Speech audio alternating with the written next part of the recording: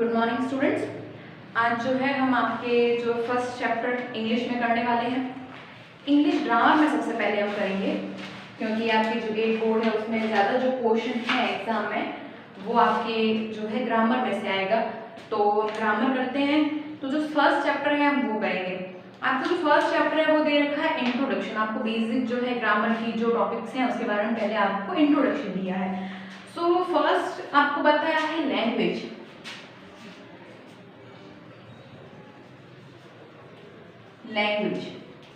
Language मतलब आपको पता ही है भाषा, ठीक है। लैंग्वेज मतलब भाषा।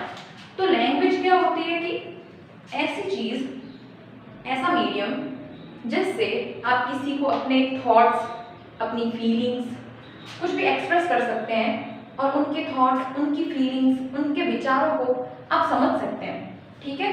तो लैंग्वेज क्या होगी कि ऐसा मीडियम, ऐसी चीज जिससे आप अपने थॉट्स किसी और के सामने एक्सप्रेस कर सकते हैं, अपनी फीलिंग्स किसी और के सामने एक्सप्रेस कर सकते हैं और सामने वाले के थॉट्स, सामने वाले की फीलिंग्स, सामने वाली बात को समझ सकते हैं।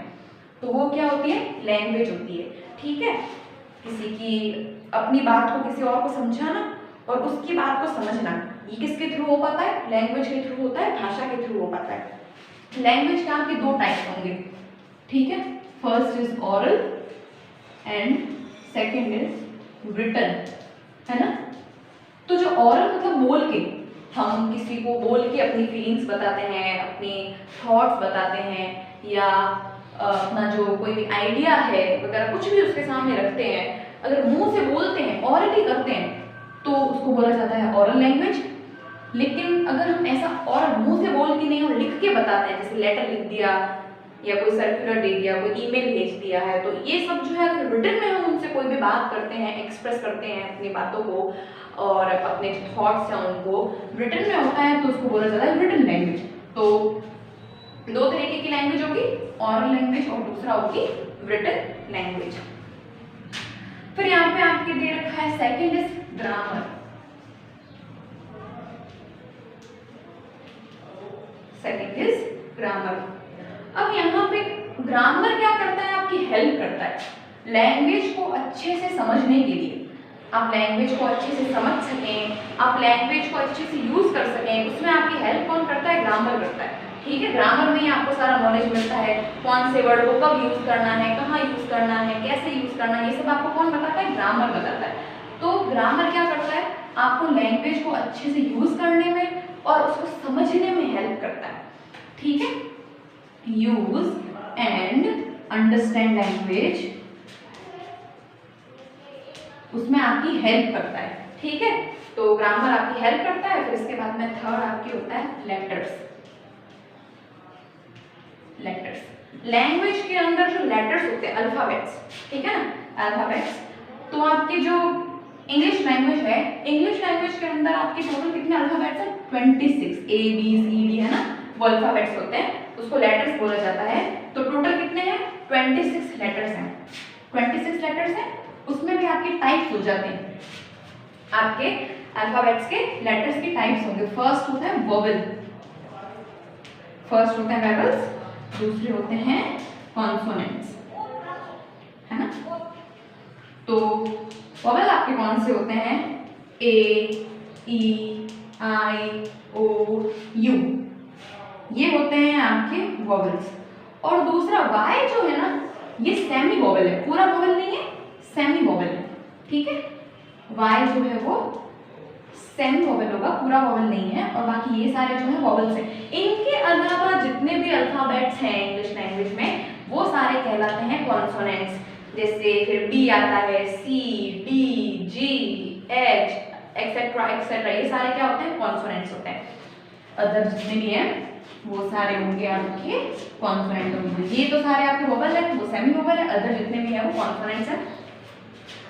देन यहाँ पे आपके आ जाता है फोर्थ इज वर्ड्स।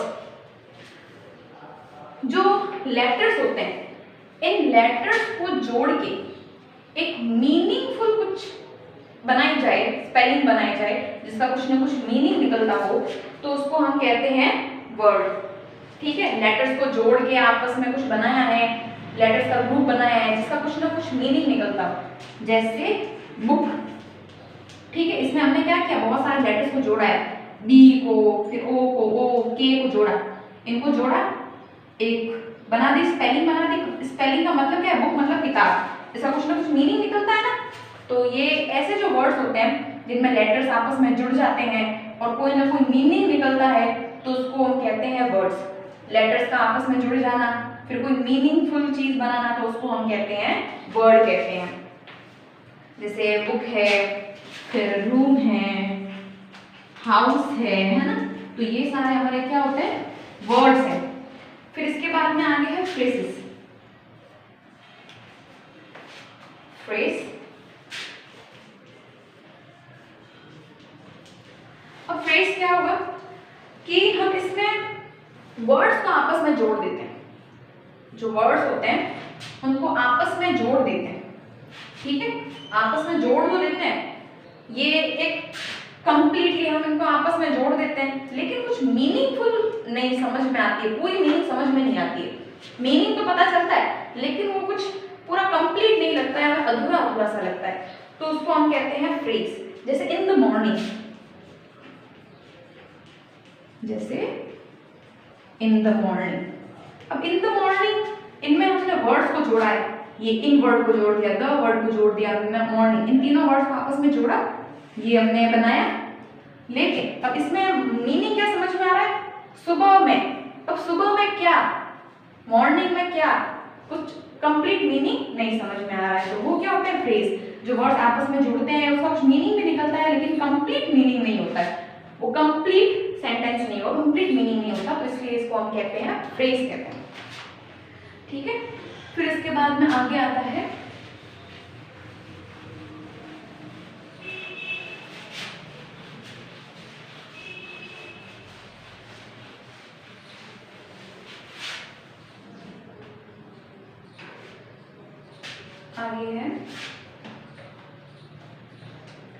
सेंटेंस।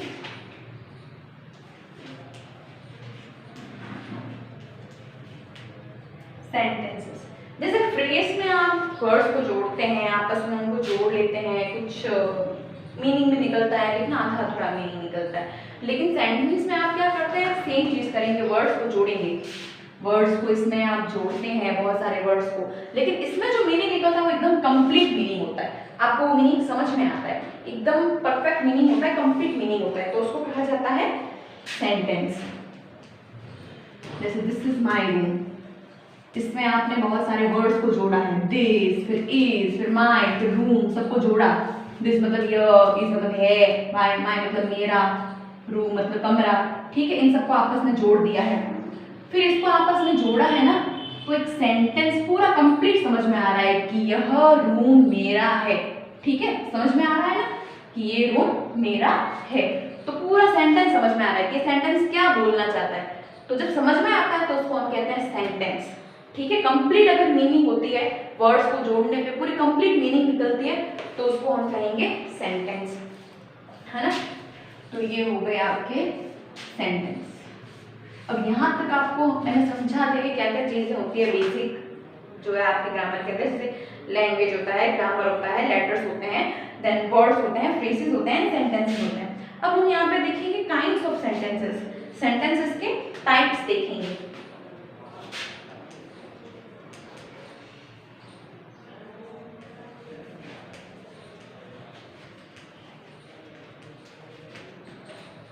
तो फर्स्ट है assertive sentence।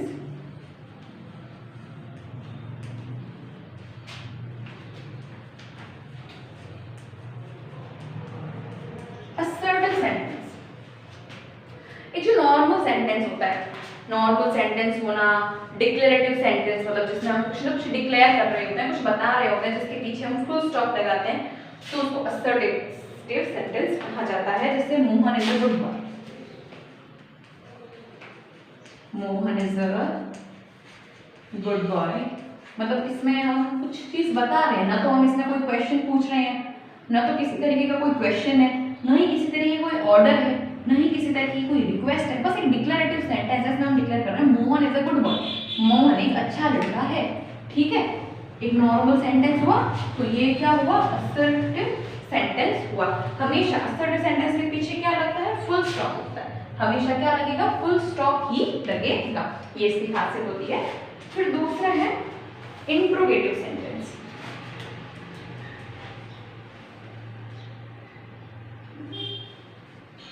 इंट्रोगेटिव सेंटेंस, अब इंट्रोगेटिव सेंटेंस के अंदर क्या होता है, क्वेश्चन पूछा जाता है। इंट्रोगेटिव सेंटेंस मतलब कोई भी क्वेश्चन पूछना, जिसमें भी क्वेश्चन होगा वो इंट्रोगेटिव सेंटेंस होता है, उसके पीछे हमेशा क्वेश्चन मार्क होता है। जैसे व्हाट इज योर नेम, है ना, इसमें हम क्या कर रहे हैं, क्वेश्चन पूछ रहे हैं कि आपका नाम क्या है, उसके पीछे हम क्वेश्चन मार्क लगाएंगे, तो ये इंट्रोगेटिव सेंटेंस है।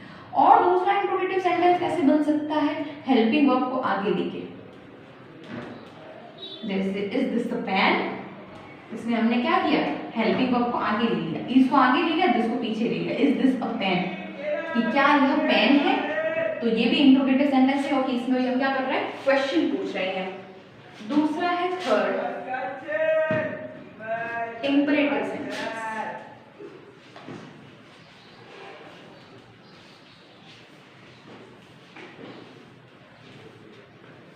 इंपरेटिव सेंटेंस, इंपरेटिव सेंटेंस क्या होगा कि जिसमें हम किसी तरीके का कोई ऑर्डर देते हैं या फिर रिक्वेस्ट करते हैं, ऑर्डर देना या फिर रिक्वेस्ट करना, ऑर्डर देना, रिक्वेस्ट करना, माफी मांगना, ये सारा चीजें आता है इसके अंदर, इंपरेटिव सेंटेंस के अंदर। जैसे सिट डाउन, सिर्फ इतना सा बोलूं मैं, सिट डाउन मतलब बैठने का ऑर्डर दिया जा रहा है, सिट डाउन, स्टैंड अप, खड़े होने का ऑर्डर दिया जा रहा है, रिक्वेस्ट, जब हम प्लीज लगाते हैं, please help me, please give me the duster, please give me the pen, उसमें क्या है, रिक्वेस्ट है, तो ये क्या है, इंपरेटिव सेंटेंस है, ठीक है, कोई रिक्वेस्ट करना, ऑर्डर देना है, किसी से माफी मांगना, ठीक है, तो ये सारी चीजें आएगी इंपरेटिव सेंटेंस के अंदर। फिर आपके exclamatory sentence, exclamatory sentences,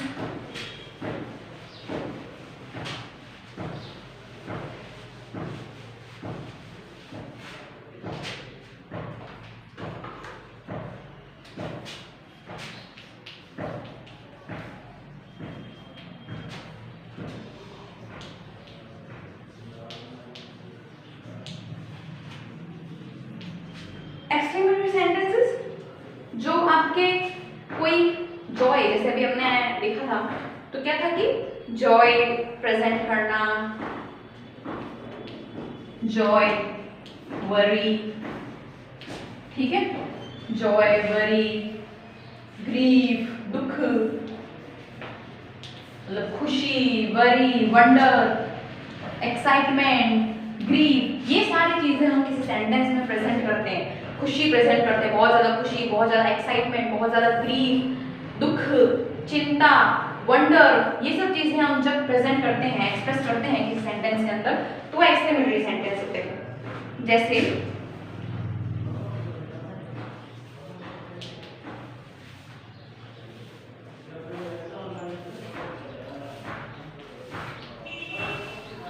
Hooray, we won the match, यहाँ पे हम जॉय प्रेजेंट कर रहे हैं, Hooray, we won the match, हमने मैच जीत लिया, ठीक है। फिर इसके बाद में what a wonderful picture it is, कि कितनी हम वंडर प्रेजेंट कर रहे हैं ऐसे कि what a wonderful picture it is, कितनी सुंदर पिक्चर है ये, कितनी अद्भुत पिक्चर है, तो इसके पीछे हम ये है एक्सक्लेमेशन मार्क जो है लगाते हैं। तो इस तरीके से आपके what a wonderful picture it is, तो इस तरीके से वंडर, जॉय, ग्रीफ, ये सब जब हम प्रेजेंट करते हैं तो हम लगाते हैं एक्सक्लेमेशन मार्क। और एक्सक्लेमेटरी सेंटेंस में इसके पीछे हमेशा क्या लगता है, एक्सक्लेमेशन मार्क लगता है, ये इसकी खासियत होती है। इंट्रोगेटिव में क्वेश्चन मार्क और ना इसमें एक्सक्लेमेशन मार्क। फिर इसके बाद में आगे आता है optative sentence. Fifth is optative sentence.